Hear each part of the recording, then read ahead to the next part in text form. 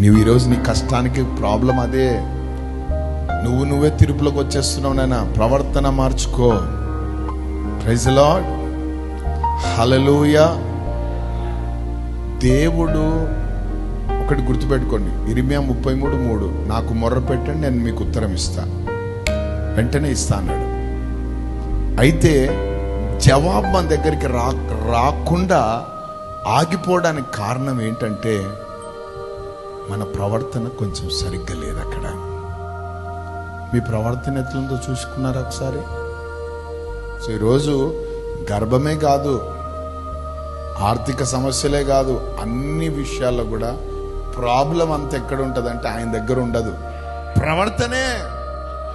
ఆలస్యం అయిపోతుంది. ప్రవర్తన మార్చుకో అంటున్నాడు పరిశుద్ధాత్మ దేవుడి. రోజు ఈ ప్రవర్తన పైన అన్ని ఆధారపడున్నాయి. దేవునికి స్తోత్రం.